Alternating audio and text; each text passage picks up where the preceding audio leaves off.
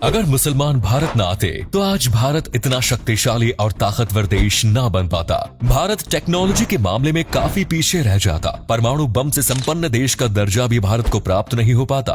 मुसलमान भारत न आते तो नहीं होता ऐतिहासिक किलों और इमारतों का निर्माण। भारत को आजाद होने में लग सकता था एक लंबा समय। मुसलमानों ने आखिर भारत को क्या दिया है, बात करेंगे विस्तार से इस बारे में। बस आप बने रहिए हमारे साथ अंत तक।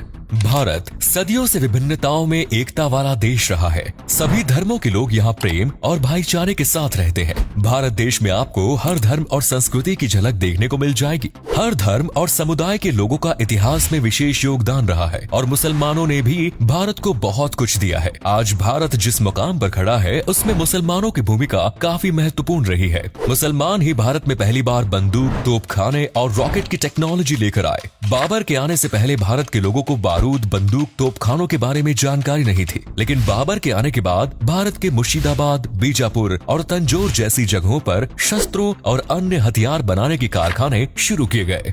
बंदूक और तोपों का निर्माण इन कारखानों में किया गया। मुसलमानों ने भी भारत के कई बड़े शहर जैसे दिल्ली, आगरा, लखनऊ, हैदराबाद, औरंगाबाद की स्थापना की। मुसलमानों के आने से पहले भारत अलग अलग रियासतों में बटा हुआ था। वहीं मुसलमानों ने ही भारत को अखंड बनाया और मुसलमान शासकों के काल में हिंदुस्तान की सीमाएं अफगानिस्तान से लेकर ईरान तक फैली हुई थी। दिल्ली से सरकार चलाने की शुरुआत भी मुसलमानों ने ही की और तब से लेकर आज तक दिल्ली शहर से ही पूरा देश चलाया जा रहा है। भारत में पहली बार रॉकेट का आविष्कार टीपू सुल्तान द्वारा किया गया। टीपू सुल्तान को टाइगर ऑफ मैसूर के नाम से भी जाना जाता है। आज भारत के तिरंगे का जो डिजाइन हम सभी देखते हैं उसे सुरैया तैयब जी ने तैयार किया था। सुरैया तैयब जी ने ही चरखा का चिन्ह हटाकर अशोक चक्र लगाने का सुझाव दिया। मुसलमान शासकों ने देश भर में 10,000 से अधिक गांव और कस्बों का निर्माण कराया। औरंगजेब के शासनकाल के दौरान भारत के पास बेशुमार धन संपत्ति हुआ करती थी। कुछ इतिहासकारों का तो ये भी मानना है कि उस समय पूरी दुनिया में मौजूद धन दौलत में से आधी संपत्ति केवल भारत में ही मौजूद थी। मुसलमानों के शासनकाल के दौरान ही भारत को सोने की चिड़िया कहा जाता था। खाने पीने के मामले में भी मुसलमानों ने भारत के स्वाद में काफी बदलाव किया।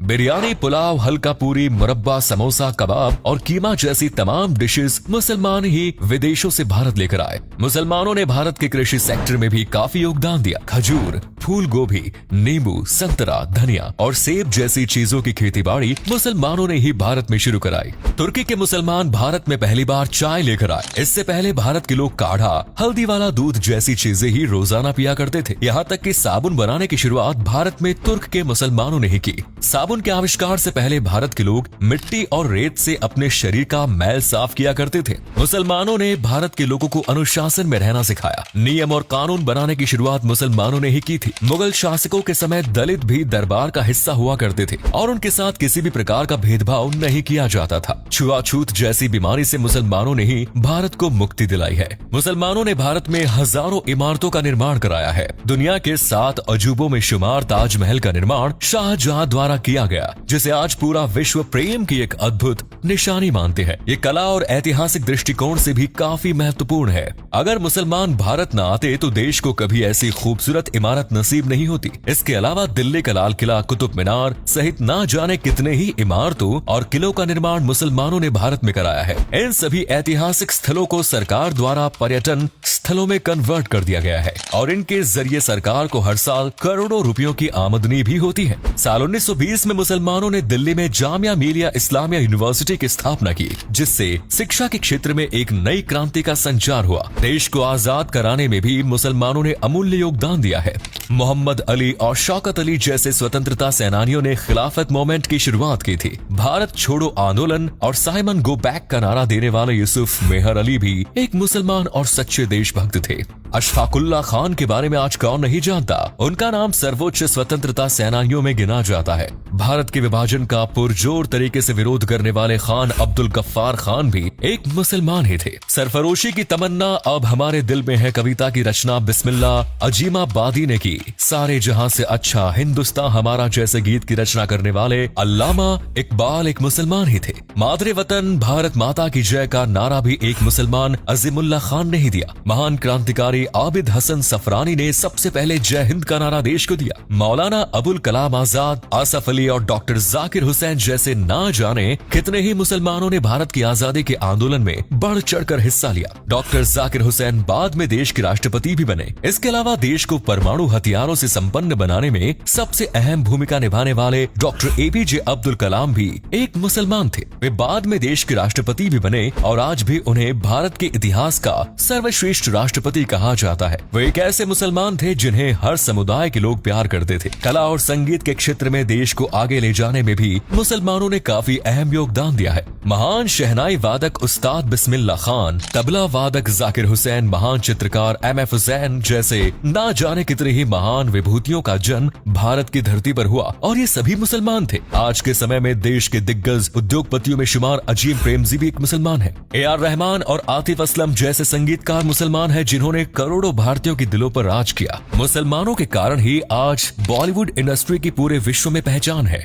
सलमान खान, शाहरुख खान, आमिर खान, दिलीप कुमार जैसे स्टार्स के चाहने वालों की संख्या दुनिया के कोने कोने में मौजूद है। खेल जगत में भी मुसलमानों के योगदान को भुलाया नहीं जा सकता। मोहम्मद अजहरुद्दीन से लेकर पेस बॉलर जहीर खान तक और यूसुफ पठान और इरफान खान जैसे पठान ब्रदर्स की जोड़ी ने ना जाने कितने ही मैच भारत को जिताए। भारत के सर्वश्रेष्ठ टेनिस खिलाड़ी सानिया मिर्जा को आज कौन नहीं जानता। आज भारतीय सेना में भी मुसलमान अपनी सेवाएं प्रदान कर रहे हैं। लगभग 30,000 मुसलमान भारतीय सेना में भर्ती है, जो हर वक्त भारत माता की रक्षा के लिए सीमाओं पर तैनात रहते हैं। शहीद कैप्टन मोहम्मद अब्दुल हमीद को उनकी बहादुरी और वीरता के लिए मरणोपरांत परम वीर चक्र से सम्मानित किया गया। आज मुसलमान लगभग हर क्षेत्र में अपना योगदान दे रहे हैं।